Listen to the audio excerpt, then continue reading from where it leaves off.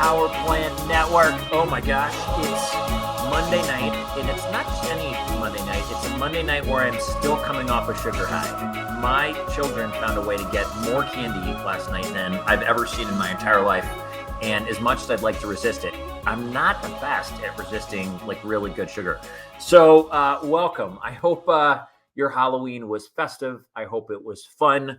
You know, there's a lot of silliness in it. There's also this element I love of Halloween, which is this, try on something new and see how it feels and see, what it's like. And I think that's really fun. It's kind of a night of possibility. Last night I went as Ted Lasso because he's my hero, and it was rad. Tonight we're going to have a gentleman on who I think is a lot of your heroes. And I've only gotten to know David through the Foodservice Power Plant Network.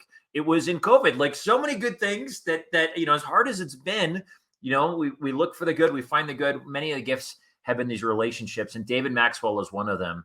He found his way into our group somehow. I don't remember how, maybe he'll remember, and has just been a light of encouragement and support and positivity. And as I've seen comments about him in the group and I've talked to people, it's just who he is. And kind of a beacon for how we would hope to treat one another, ways we would like to lift one another up and encourage people. This whole idea that we learn best when we're teaching. I think he's a natural teacher. He's someone that passes things on, and work ethic, like up here, going above and beyond for his customers and all he does. Tonight, by the way, we are in the Foodservice Power Plant Network, and we are streaming live in the K12 Power Plant Network because David is an institution specialist. He works a ton with schools. So I thought all you K12 food service people, you might love this conversation with David. A couple of things. Remember, grab a notepad and a pen. I think you're going to want to take some notes along the way, just inevitably. David will have things in his story that he's just lived or done or been or walked through that you'll want to know, and something you'll want to write down to help you get through a certain part of your story. Inevitably, that's just what always happens.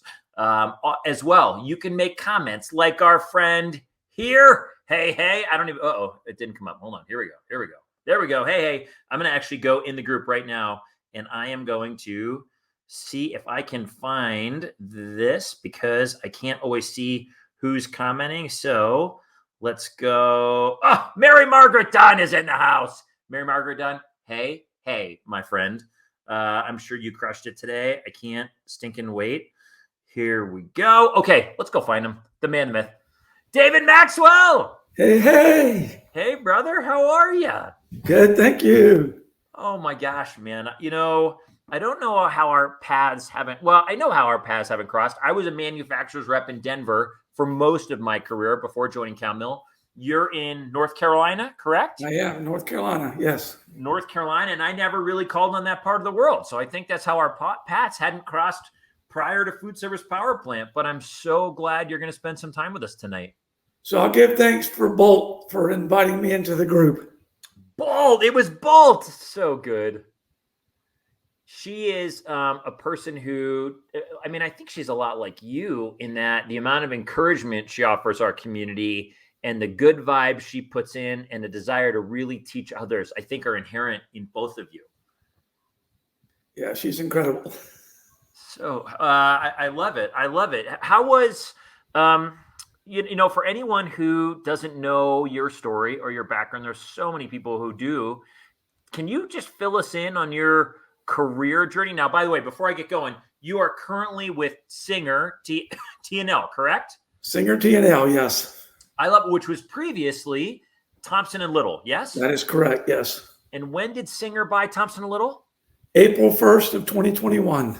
Oh, I love it. And you and I were talking a little bit on the phone. So this is still fairly new, 5 months in, I guess, or 6 months, whatever it's been. That is correct, yes. How's the experience been for you? It's been very good. I love it. Culture of the company is phenomenal. They're the way they allow us to run our business within their business. It's great. So good. That's great. Well, Morgan Tucker was on our show months and months ago, and Chef Jamie. And so I know like you and she and I were connecting a little bit. So I'm glad you get to be a part of that family. And okay, so that's where you're at right now. Can you tell us some of your career journey, kind of how you got to where you are now? Well, the way I got in the food service equipment business was by necessity. when I say necessity, I needed a job. Yeah, sure. I had previously worked with the Coca-Cola Corporation as a key account manager, and was there for several years until I made some bosses mad. And when I did, that was the end of my career at Coca-Cola. Did you give away the secret recipe or something? No, I didn't go that far. But just some things happened, and they needed to part ways, and yeah, it was fine. In the very beginning, it actually happened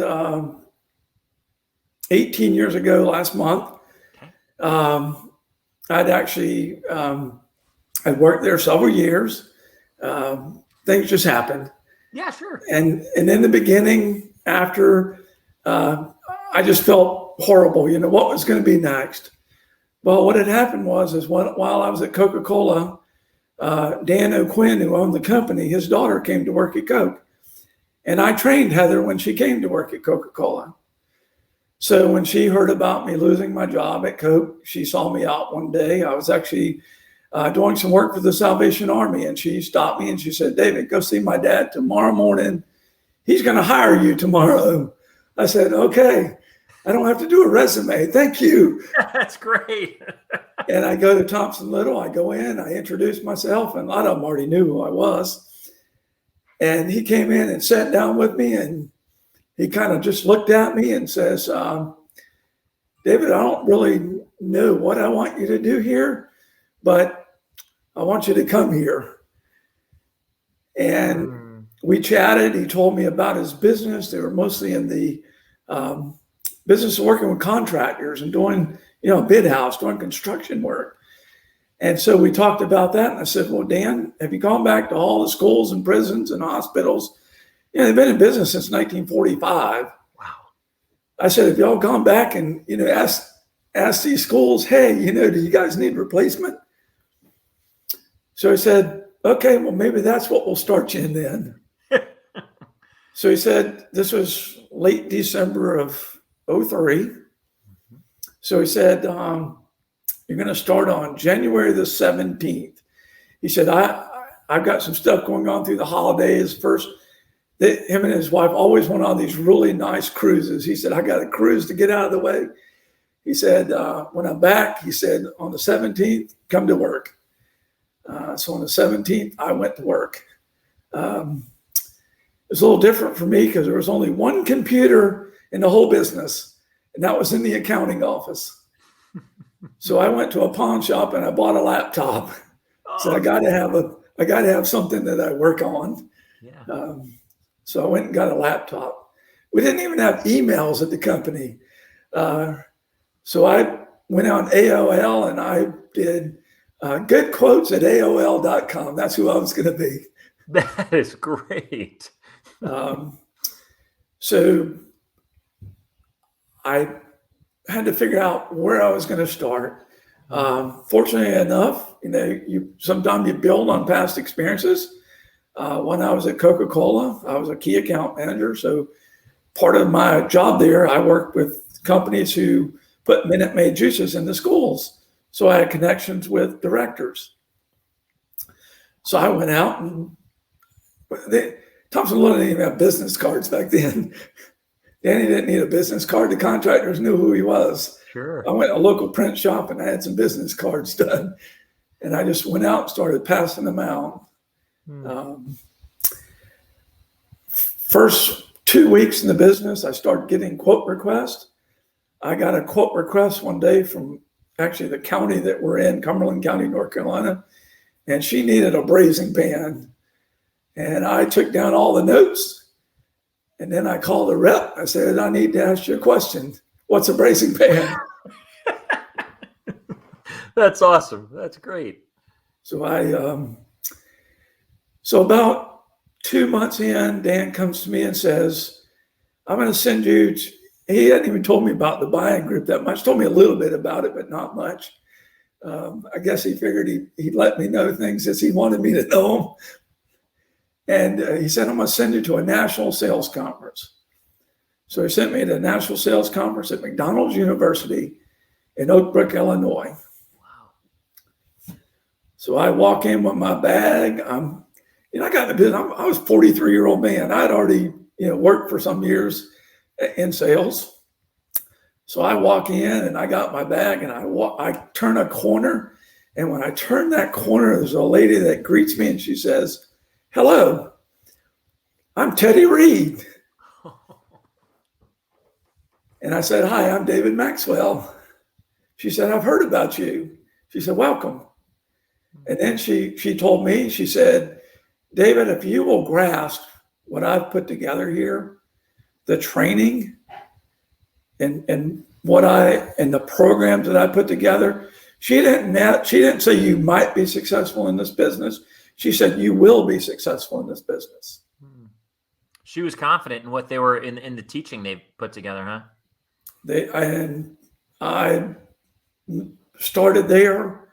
I already had on my mind what I was going to do, so I started my rotations, and people started asking me who I was and what I did.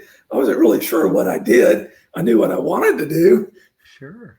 And so I told them who I was and what company I worked for and where I lived, and I told them I want to sell to institutional accounts, and they were like, "Okay." And so they kind of embraced me, and a couple of them in the very beginning says, "Look, we're gonna have to talk to you a little more in depth because of the type of industry that you want to call on. You're really gonna have to know your product a little more in depth because these people in these K-12 institutions, they're going to ask you a lot of questions, and you're going to want to know the answers for them." Well, before you've got some old friends from those days. Sandy Van Buren's on. Hey, David. Hi, Sandy. Hey, Sandy. You are awesome. Our friend Zena Dater is in the house. She hey, loves Zena. David. That's wonderful. I love this. Zena says, "Love Teddy. I learned so much from her buying group." I love the focus on education. And then before, I want you to finish some of your career journey, but then we're going to ask this. This is from our friend Marcia. Jason, ask David sometime during this conversation what his copywritten phrases are. I found it awesome that he made them his. Do you know what that refers to? I do. I have some trademarks and copyrights that I own. Yes. Okay, we're going to get there. I love it. And you know who else is in the house? The one and only. Hi, Bolt. Bolt, David said that you invited him in the group. So great. I love the connection. I love it. I love it. How good things spread from good people to good people. So you did this training. You start learning more because you're going to go into a world that's going to require a pretty good amount of knowledge as you're going into schools and correctional facilities. Does hospitals qualify as institution? They do. Yes. I have some hospital systems. I do. Okay. So you got to learn, and you start learning. And then is that essentially what you've done from that day until now? Till now, I did 30 national sales conferences. Whoa. Wow. So when I first went to the first national sales conference, they had a program called the Cheetah program. And I started, embracing that at the very beginning. I didn't know much about it. I knew in the very first national sales conference, somebody came up and, spoke about the Cheetah program and what things you had to do and to achieve the Cheetah status within CIFA. And so that piqued my interest because one of the things it says is if you achieve the status, you get a free trip for you and a significant other to Santa Fe, New Mexico. I love trips. Love it. And so that wasn't the only reason. I promise you, I wanted to learn. I wanted to know about the equipment that I was going to go out and be talking to my customers about. Zena was definitely a cheetah.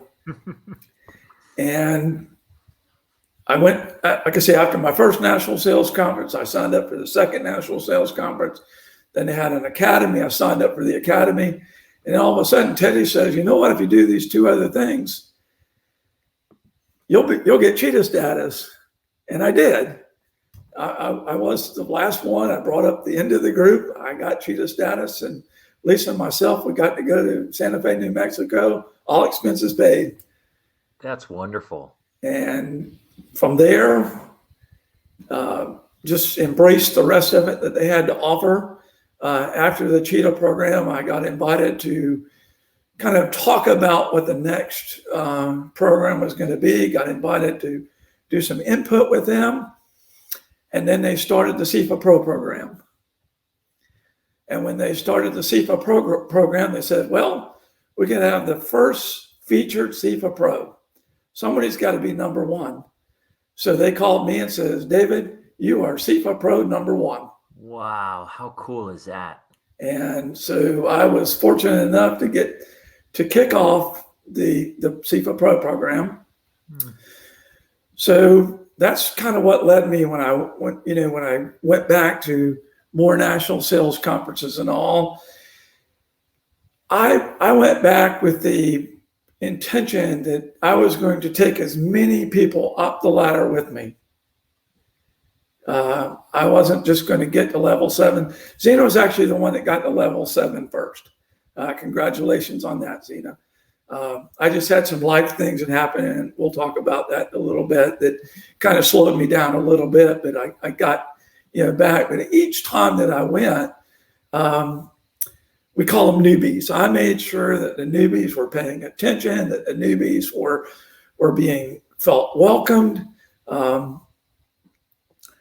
As you know, in the industry, when we go to events like this, there's a lot of partying and stuff like that. We always encourage them to kind of keep it at a calm level, because when you get in that setting and you get in that classroom, you need a clear head. You need to be in there, bringing your A+ game in there. You need to be there to learn,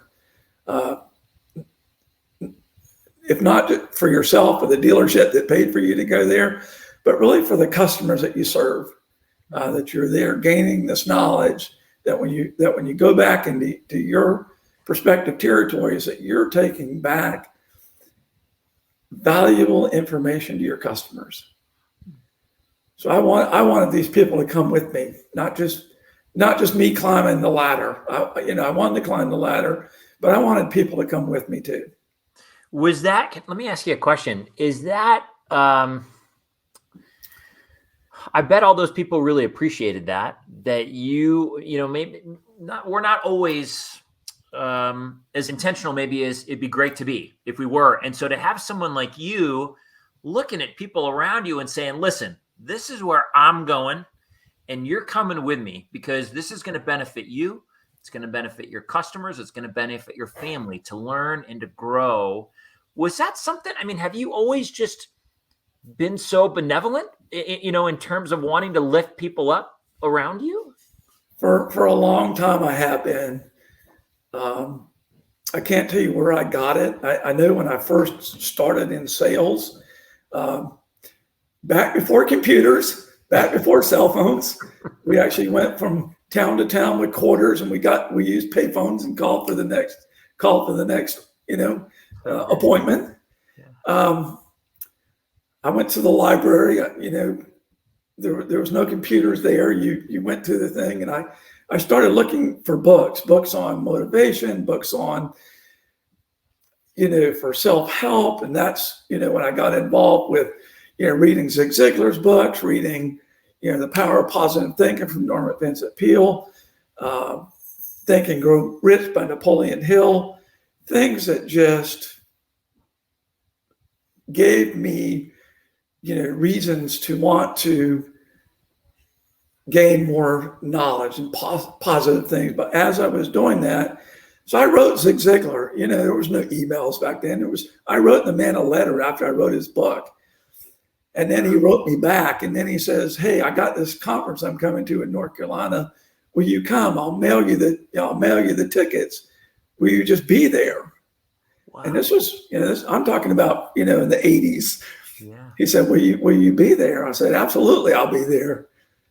And then over time, I created a relationship with him. When he came to North Carolina, I'd go to events. I got invited to go to Texas to be part of the Born to Win program. I'm still part of their organization. I still work with. I give. How do I say this? So Zig Ziglar always said the people are motivated. He said as motivational speakers, we're not up all the time. If we're up all the time, we're on something. So we need people. We need people around us to help us. And I got to be one of those people with Zig. I got to be one of the guys, and love to get a phone call from the guy because it was always hello, hello, hello. Always very positive. Or when I called his office, it was always the same, very positive. And so as I went through my careers and sales and all, I wanted other people to be successful. I figured there was enough business out there for everybody. Let's all get out there. Let's all, give it our best, and let's win together. David, that is awesome. I love that Zena says that's amazing. That is amazing. Marcia, during Well-Built University, I loved eating dinner with David, listening to his experiences and stories. So inspirational and memorable, so much knowledge. What caused you to write Zig? Just from what I read in his book, just resonated with me. And I said, I want to connect with this guy. Yeah. Oh, David, and I love his statement. We're not up all the time. We need people around us that help support us and lift us up and bring us up with them and encourage us. And I think it's great that by you reaching out and you two becoming friends, that you got to be one of those people. And I'm sure inherently he became one of those people for you. He did, yes. And I'm connected with his son Tom now too. So I know Tom Ziegler, who's running his father's legacy. Oh, wow. I love that. Who's this? This is Taz. Love that all day. There's enough business for everyone. Here's our buddy Bolt. I'm going to get emotional here. David, this explains so much. You were one of Zig's men behind the curtain. You always have positive, awesome things to share. Oh my gosh. Thank you, Bo. Marsha's seconding that. Always. Who's this? Let's see who this is. This is our buddy Kenny. My buddy Kenny. Kenny Bizosky up in Chicago. Kenny says, I love this. Sounds like a man with a plethora of knowledge and also a man with loyalty who wants growth for his friends and his team. Loyalty should never be argued. Much respect, Zig. Wow, Kenny, great words. And I think you're right. Who's this? This is Drew O'Quinn. David is always a positive thinker. No doubt it's contagious. It's interesting, David, you talk about how Zig mentioned he needed people around him, right? To be a part of Left and Right. We all do. We all need people around us to support us. And inevitably, Drew uses the word here, contagious. We inevitably, I think, become like the people we surround ourselves with. That was Jim Rome. We are the sum of the 5 people we surround ourselves with. And it's a framework. It's a part of the food service power plant framework now, who you want to cook in your kitchen with you, because it so matters. And I love the word contagious, because I think anyone we're around is contagious. And the people that get to be around you, inevitably they're thinking at a deeper level, where they're asking themselves a question or a betterment question or a growth question or realizing something powerful in their life. And I think it's hard not to pass that on, what you're doing. Love cheering people on. Oh my gosh. I love it. This is great. David, hello, my friend. Who's this? Let me just see who this is. Oh, Jim Klimt from Duke. Hey, buddy. What's happening, Jim? Jim, fist bump, brother. Gosh, this is so wonderful. In times like today, we're all going through. I'm going to go to an industry question that you can help us with, because you're so good at adding value outside the traditional box, simply by caring for people, by encouraging them, by lifting them up, helping them be better. In a time where everyone's struggling to get end users product, right? There's things that are delayed and things that are out. What are some cool ways that you're finding to add value to your customers when it can't be simply through, I'm going to get your product to you in 3 weeks? Well, recently I've had to get pretty creative. I'm also a member of the North Carolina School Maintenance Association. So I've gotten factory people tied with maintenance guys to help them get their equipment. I've told them they can bill me for it. I've connected school systems with school systems where somebody's taking out a braising pan and another school system needs a braising pan or whatever it happens to be. We went out and helped the school system. They had one of their walk-ins down. It's hard to get a walk-in right now. And I told them, I can't get you a walk-in. So I got with one of my guys that does work for me on the refrigeration side. And we went out there a couple of weeks ago. He brazed the lines for him, got some refrigerant in, got the unit back up and running. And the guy says, "What do we owe you?" I said, "You don't know us nothing. You don't know us anything." Well, because they're hiring us to remodel their dish room in a few months. That's plenty of payback to me. I told the gentleman who did the refrigeration work, he also installs my dish machines for me. I said, just bill me at the install of the dish machine. He said, "David, we're good." He said, "You've given me enough business over the years. We're good." Wow. And I've called multiple factories. Sometimes you can find things. Sometimes you can find, maybe they didn't want, this, but maybe this would work for them. So I've called around. We found things for them. It's been tough. It's tough to tell a customer, 20 weeks on something now or 30 weeks on something where you used to be able to get it in a matter of, weeks. I'm very careful on what I tell my customers to buy or suggest to my customers to buy. I vet about every piece of product that I buy or I offer to sell to a customer. I take it through Fisher Nickel data. I want to know. I take it through Safesa data. I want to know, what a past history is with the company as far as service of their equipment. I want to know cost of ownership because you buy it one time, but you got to pay to own it. And most of what I work in is taxpayer dollars, so I want to make sure the taxpayers' money is being well spent. So I'm when I talk about a steamer to somebody, I'm not just talking about the dollar to buy the steamer. I've already looked at what their utility costs and what it's going to cost them to operate that steamer and the ease of use of that steamer on their staff. So those are the things that I'm looking at. But back to what you asked and adding the value, I call around to the trusted manufacturers, see what they may have. It may not be this combi oven, but there are some combis that I trust. And I'll call them and say, "Look, here's my situation. I've got it. They've got X number of dollars to spend. We're off a couple $100, but if they buy 5 of them, are you willing to meet me in the middle?" Sure. Because that's kind of one thing that's good about selling the institutional accounts. You're not always selling one of something. Sometimes you're selling multiples of something. I bet. And so I've been able to work it that way also. It sounds like, I think a fun lesson here is as you continue to be good to people, whether you're bringing them business or you're building friendship or you're supporting one another, there's always kindness that comes back, and there's always, "Hey, look, we're just going to make the customer whole right now together. Don't worry about the bill, whatever. We got it. I know there's more stuff coming."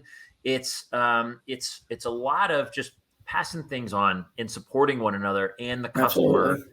And I love that relationship piece. You're Marcia, you're right. Problem solver right there.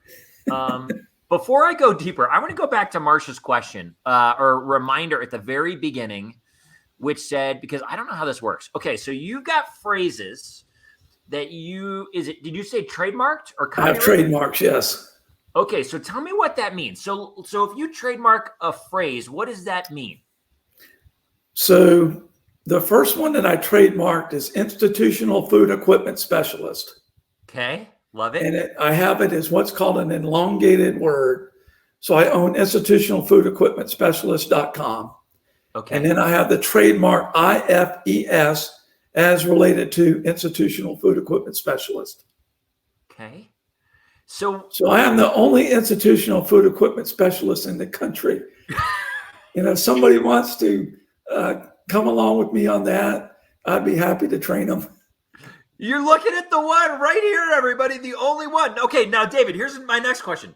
If we use that phrase, institutional food service equipment specialist, right? No, institutional food equipment specialist. Institutional food equipment specialist. Every time I use that phrase, do you get like a quarter of a quarter of a penny or a nickel or anything like that? I do not. I just own the trademark to it. Oh, I was hoping that meant something, and I was going to try to get everybody to use that phrase as many times as we possibly could this week. So then I also own the elongated word schoolfoodserviceequipment.com. Wow. Which is actually, if you go to my site, you'll see it. And here's my logo on my shirt. I probably can't. So I don't know if I can hold it up. Maybe you can see this. Oh, yeah. So I see it on the breast of your shirt right there. I see it. That's awesome. So that is Trey. Trey is my mascot for School Food Service Equipment.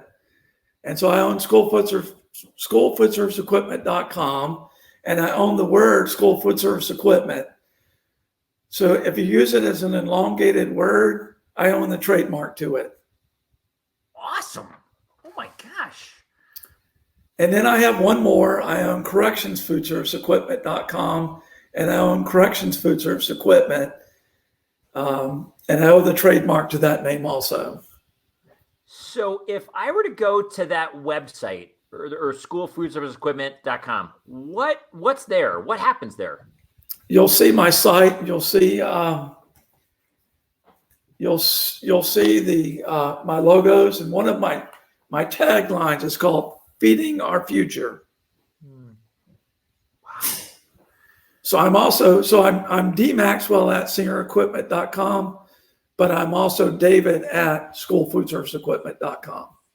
Man, that is so cool. And those are my trademarks. My Thompson and Little was fine with it. They let me do it. When Fred Singer bought our company, he went on my website. And when he called me before he bought the company, he said, just keep going and keep doing what you're doing. He said, you got my blessing. You run a business inside of our business. I know what your P&L statement looks like.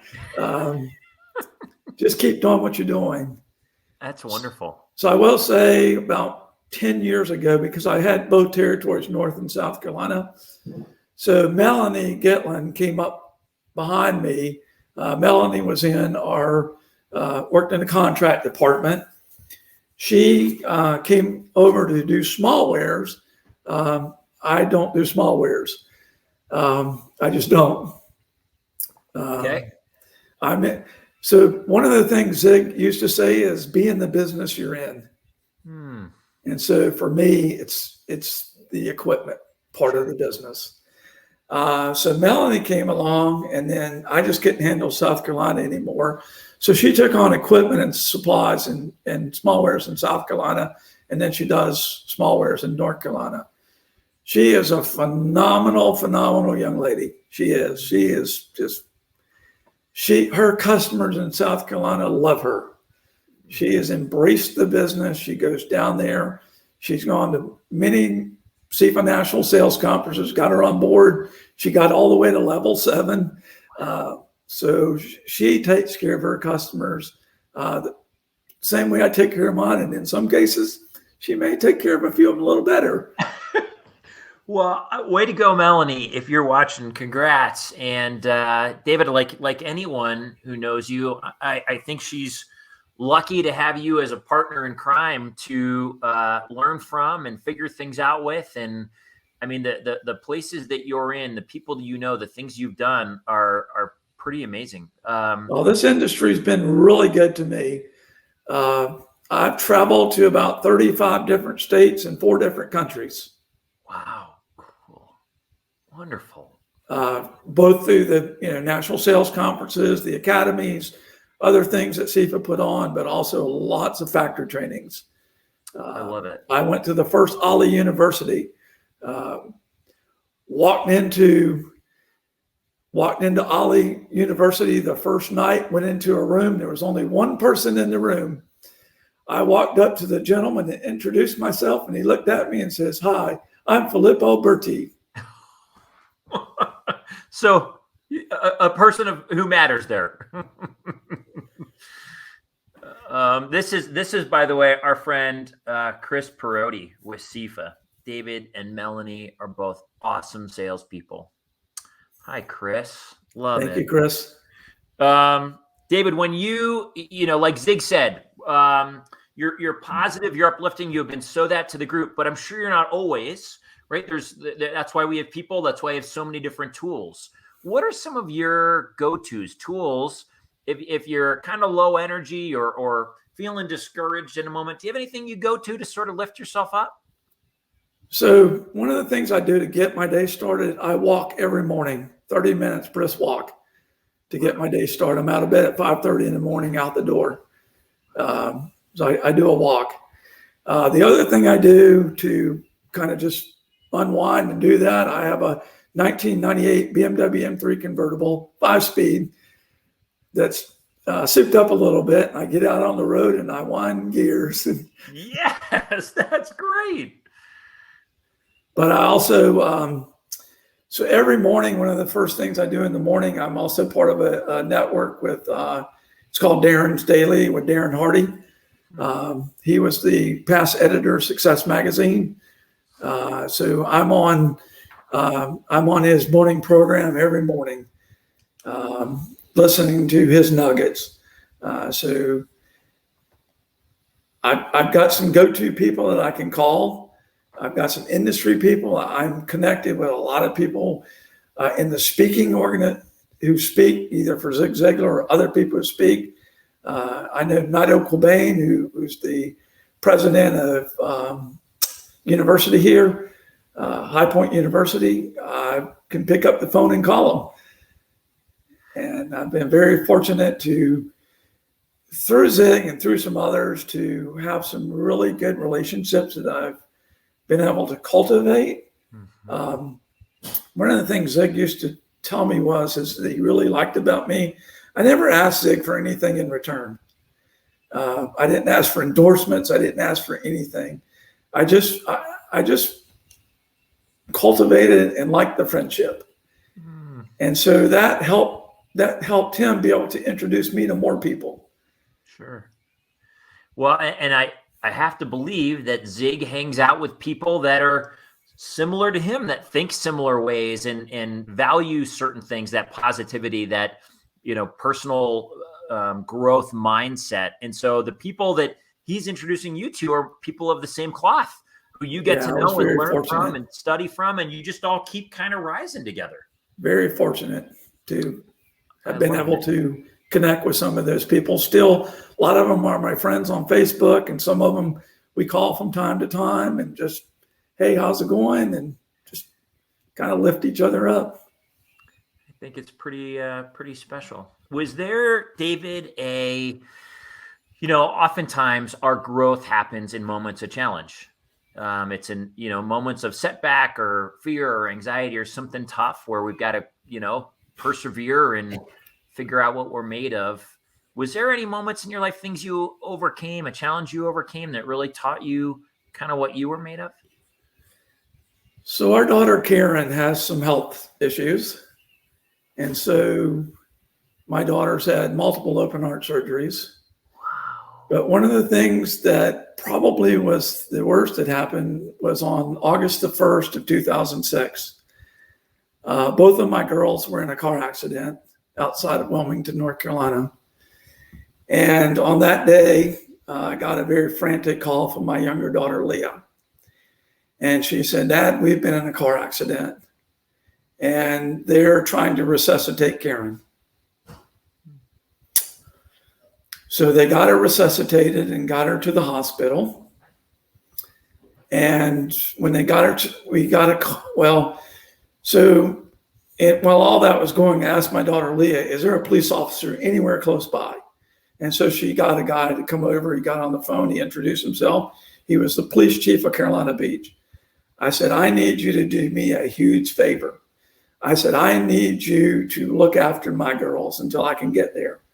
I am over an hour away. I need you to look after my girls while we get there. So my wife worked at a hospital in Fayetteville. I called her. I said, the girls have been in a wreck. We got to go. I was inside of Thompson Little, booked out the door, went and got my wife. We headed to Wilmington. When we got to Wilmington, we got met at the back door by two of the ministerial staff. Oh, wow. Because the reason we were met by the ministerial staff, and Karen had flatlined again. And they were going through the process of resuscitating her.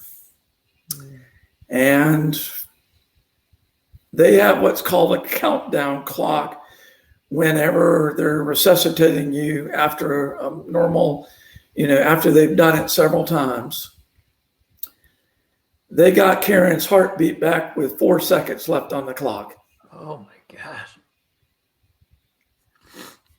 Wow. So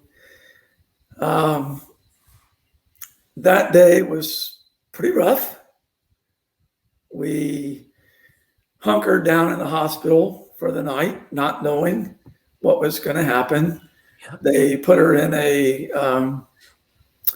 in the advanced intensive care unit. Up to that point, all of Karen's health care had been at Duke University Medical Center. Karen was doing okay. She was stable, but they had to put her in an induced coma. Mm-hmm. Both during the car wreck, she went into both cardiac arrest and she had brain trauma. So the next morning of August the 2nd, the doctors asked some of our family members to leave the room. We had taken over a room there. It was ours. They asked us for the other family members to go out who had made their way there, that they needed to talk to us. And so they came in the room and they says, we need to have you all thinking about taking Karen off of life support. Wow. We are not getting good brain waves on Karen right now. And so we told them that we would think about it, that we couldn't make that decision right then. We had to process it. That was a lot to process. This is our daughter, and she had already gone through a lot. She had already gone through multiple surgeries in her early ages, and we knew what all she had gone through. So we were like, we need to have a few days to take this in. And so Lisa we sat together for a little bit, and then I just went out to the front, near the front door of the hospital, and I sat down on the ground and I just started bawling my eyes out. And when I was bawling my eyes out, this gentleman came and he put his arms around me and he says, I can do one or two things. I can start crying with you, or I can start praying for you. Oh, wow. He said, whatever it is you want. And I said, I tell you what, I'll cry and you pray. He said, who am I praying for? I said, my daughter, Karen. He says, I know Karen. He said, we've already been praying for Karen. Wow. He said, let me just hug you and hold you and let's talk. And we did. And then I gathered myself and got back. And so over the next few days, things just happened. And then on the morning of August the 5th, a nurse came to the room early in the morning that we had basically taken over. And she knocked on the door and came in and she says, Karen's making movement. Her eyes are moving. she's making movement. She said, give us some time and we'll come back and get you. So some time went by and they came and they got us, and we went in the room, and she was moving her hand, just wildly moving her hands. And they said, we think that she wants to write something. And so they got a board and they taped some paper on the board, and they got a pen. And she wrote on the board, Daddy, I want to go home. Oh my gosh. And the neurologist was at the end of the bed. And the neurologist said, the light is on and somebody's home. Wow. And it was well over a month later that we were able to take her home from there to a rehabilitation center. We had some friends that moved to Wilmington. They took the top of their garage, turned it into a bedroom for us, made everything available in their house to us so we could go back and forth and sleep there. At the time, Thompson Little had an office in Wilmington, and Dan said, you can work when you want to. He said, matter of fact, the customers are calling in and they're buying stuff, and they're saying, make sure David gets credit for it. Wow. Wow. So it was a while later, she had to go through rehab. She needed care. It was a year or so later, she went back to college. She finished college. She has a bachelor's degree in business with a concentration in human resources. But unfortunately, after that, her health started declining, and she actually ended up having 3 more open heart surgeries. Karen has 2 mechanical heart valves. She artificially sees. But she's a phenomenal young lady. So if you ask me where I draw some of my strengths from, my daughter Karen. Oh my goodness. So and I do have my daughter Leo. She has our 2 grandchildren. So that's kind of where after that in 2006, some of my focuses started changing. Because one of the things Zig used to tell me too is remember, your job is only what you do. It's not who you are. Yeah. He said, remember the who you are part first. He used to do an illustration. He had a door, and while he was on stage, he'd go reach for the door. And he would say, behind that door, or on this side of this door, this is my house. This is where I live. And when I go and I reach for this door to go out the door, everything inside of here's got to be okay. Yeah. Things in here have to be okay before I go out there. Because if I go out there and try to do things, the only thing I'm going to be thinking about is what I left undone at home. Sure. So that was his illustration. So I tell young men about that, that, guys who are coming up now don't quite have the wisdom. I tell them, just make sure everything's good at home. Yeah. It's mercy. And this is the same Karen that helped us figure out our technology issues on our It is, right? Yes. Okay, I love it. Man, I guess when, as a parent, you can be a part of carrying your family. You and Lisa's your wife, right? Lisa is my wife. Yes, we've been married 36 years. Be 37 in January. Wow, man, that's amazing. When the 2 of you can come together and carry your daughters through times like that and challenge and find a way to love and support and make things as peaceful at home as you can. Everything else just sort of, I mean, this isn't a black and white statement, but everything else becomes a lot easier once you've figured out how to do that. I mean, that's a lot of strength that's built in those moments, figuring out how to keep yourselves together.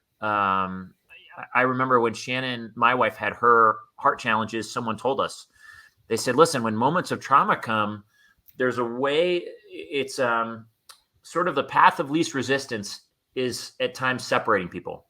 It's challenge and it's things you haven't dealt with before. And it's new levels of stress, and that can take people apart. And so you're going to need to be really intentional about keeping things together. As Zig would have said, behind that door, keeping things positive and moving good. And I mean, I'm really proud of you both and the four of you for finding a way to make that happen. It's been a struggle, but we've done it. And like I said, after that, she said, other heart surgeries, and she has mechanical heart valves. She's a phenomenal young lady. And so a history of Karen is she went back to college. She actually became the president of Circle K, which is the Kiwanis Club on NC State. Wow, cool. And now she's part of the JC organization, and she's recently been the president of the JCs. So even though she cannot go and work in the workforce, she inspires people. She inspires people to do good. She inspires people to be their best. Well, Karen, thanks for doing that if she's listening and if she's in the background. And David, thanks for doing that right along with her. I will just tell you that I am not going to come out. I got to pull myself together, man. I'm not going to come out of tonight's conversation with you the same.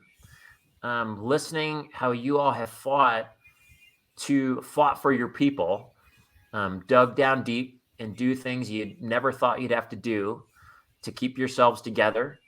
It's beautiful. And the fact that you do all that and what you help carry at home and caring for your girl and all the amazing women in your life, and what you also do, I think there's a lot of people that could easily say, you know what, things at home are hard. There's a lot there that I have to carry. I don't have energy for the work side of my life. I don't have energy to lift people up over here too. But you've done that very thing. You've helped support home and carry some burden there and love really well. And then you came out into our side of the world where we get to engage with you in work. And you said, and you know what? I'm going to do it right here as well. And I'm going to lift you up as well. That's a lot, David. Love doing it. I believe you do. I believe you love doing it. No one is the same after meeting and talking to David Maxwell. This I'm learning. Scott Davis, thank you for sharing the story of your daughter. Man, we got to like a third of the questions because this has been so beautiful and special. Okay, real quick. What does success mean to you? You study success. This is something that it's not just a random question. This is something you're actively engaged in. What is success to you, David? For me, success is just being able to lay my head down at night and knowing I did my best. Yeah. I don't worry about others. I don't worry about, what I did do and what I didn't do. I focus on the day that I'm in. So I go to bed just thinking, did I do my best today? I think it's a brilliant advice. And so often I think things in my life that at one point I tried to carry an eternity. What does success feel like forever? Or what is all of these things? Really, you got today. And in anything we do and in all we are, today's the day we have. If you can continue, if you can rack up as many of those nights where your head's on the pillow and you can say, you know what, I gave the best I had today, that's a pretty good journey. I believe it is a good journey. Golly. Okay, I'm going to I have a feeling you know to some degree the influence you make on people that you have.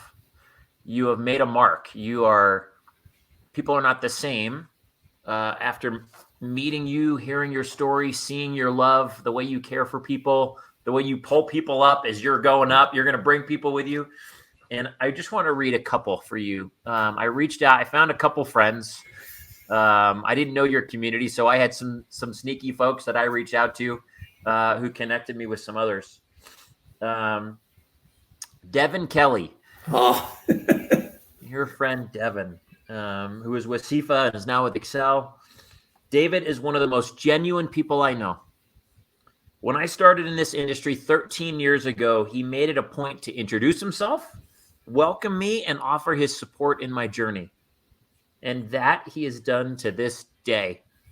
Although David is the best of the best in his profession, he is always looking to learn more and enhance his knowledge. He attended every single one of the supplier trainings offered through his buying group and was the first one in line to offer mentoring, guiding, and encourage the first-time attendees, helping them make connections that would set them up for success in their future endeavors. I love spending time learning from David, laughing with him, and getting all the updates on his family, who he is so proud of and would do anything for. He is the epitome of work-life balance, always putting his family first while making sure his customers feel special and supported. David's passion shows through all that he does, from his interactions with his colleagues and his customers to his friends and most certainly his family. I am honored to know David and to call him my friend.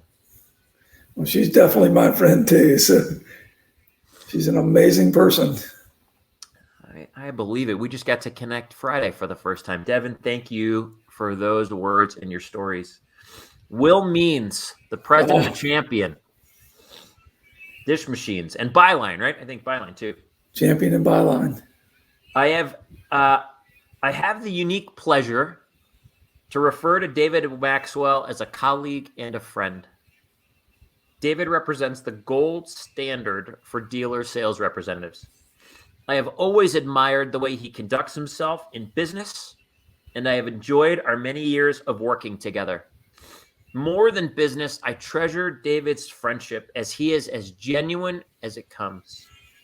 Thank you, David, for being such a positive light for our industry. Will's an amazing young man. He was a fun Love guy. you too, Devin. Oh, look at this. The love. Lastly, I've got your buddy Drew O'Quinn from Singer T&L. I've had the pleasure of working with David for almost 18 years. Observing how he yearned for knowledge and was such a self-starter, I knew he was going to thrive and build something special. David is always thinking outside the box and looking for new angles and approaches to do his business differently to serve his customers. With his hands-on approach to servicing his customer and going the extra mile, David has built a business of which the end user knows David will deliver at any cost. He has taught me so much about what it takes to be a successful person in and away from the business. I am honored to have worked side by side with David for all these years and so happy for his successes in this life. And Drew's another amazing young man. I love it. Thank you, Devin, Will, and Drew for your comments and your words of David. That's my favorite part always in these conversations. Listen, Foodservice Power Plan Network, holy smokes. If you have a dry eye at home, God bless you. Teach me how. I need your tips and tricks because I wasn't able to maintain it. But tonight was really, really special, David. There's so many lessons to be learned from tonight. Find people who are positive, who believe things, who rise up and bring others with them. I think another thing that David did in his story, which is so amazing, is he simply reached out to someone. He read a book of someone he admired, something that moved him, and he reached out. He simply said, I'd like to thank this gentleman, or I'd like to get to know this gentleman. I don't know if that was the intention, to just at least thank. And then they become friends. And then you start becoming friends with their friends, and you rise and you grow amongst a community of people, like-minded people in this situation who are based on personal growth and in becoming the best versions of themselves they could be. And go ahead, David. And don't be afraid to ever reach out to them. They love it. They love to be reached out to. They think sometimes that people are afraid to reach out to them because they, put them up on a pedestal, but they're not. I've got friends who are in the industry who go out and they make all these speeches, but they want people to reach out to them. They love when somebody genuinely reaches out to them.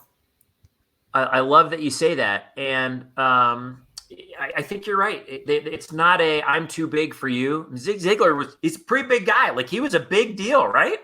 That's a big deal. And known, nationally and I mean, internationally, he was so positive and taught so many success principles along the way. I was just very fortunate in that relationship, and still today, to the ones that were cultivated, the ones that I'm still part of today. I love it. Zena says, David, you are so special. I'm so glad you allowed me to be in your friend circle. Zena's amazing. I actually have, I do not have her. I need to get a copy of the magazine that she was in. I do have the one that Bolt was in that I keep. I read about every month. I read through the magazines. I read about the DSRs and what they've done, because if I can get any nuggets from them, I get it. I steal it from them. I bet you do. You're always learning. You're always growing. Have to. You're right. You do have to. I think it was Rob Connolly from Henny. He's the CEO of Henny Penny. And he said, curiosity and learning is the fountain of youth. You never grow old if you love learning, because there's always more to learn. There's always people to grow under. Zena, by the way, shared two people in her that she studies under, John Maxwell and Dwayne Dale Cummings. I know Dwayne. Yep. I think he's a member of the group. I think he is. Dwayne is a member of the group. I love it. I don't know Dwayne. I need to get to know him better. Sandy Van Buren, thanks for sharing, David. Great advice. Who is this? This is our friend Chris Perotti from CIFA. Thank you for sharing your story, David. You are such an inspiration. It's right. You are. David, listen, everyone, if you're watching and you're going through a rough go, the man right there fought through some stuff on behalf of his family and for himself. And taught us all, shared that story with us, continues to love his people and his tribe and helps lift them up. Know this, there are dark days for all of us. You can do hard things. You can do things that are unfamiliar and uncomfortable, because David had to figure it out because he got a phone call that was really scary and he didn't see coming.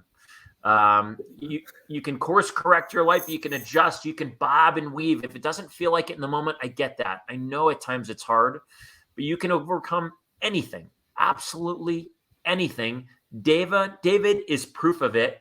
And Karen is proof of it. And Lisa and Leah are proof of it. They're doing it as a family unit. And look at Karen accomplishing all those really special things, being a part of those organizations after so many things that she's gone through. Talk about not giving up. Can't give up. Heck no. So listen, from David and I, a ton of appreciation for you, belief in you, and love for you. Keep going, keep rocking. As a food service power plant network, we do these conversations so that you can listen, you can learn, we can lift one another up. There is no competition here, right? We are all here to grow and learn and do it together. Thank you for sharing your story, David, your inspiration. Who's this? Marcia, I am a David fan, and I'm blessed to know him. Thank you for sharing. I think we all are. I love you, Marcia. So great. David, you don't go anywhere. Hang in there. Everyone else, have a great, great night. From us to you, we will see you next week. Thanks so much. Good night.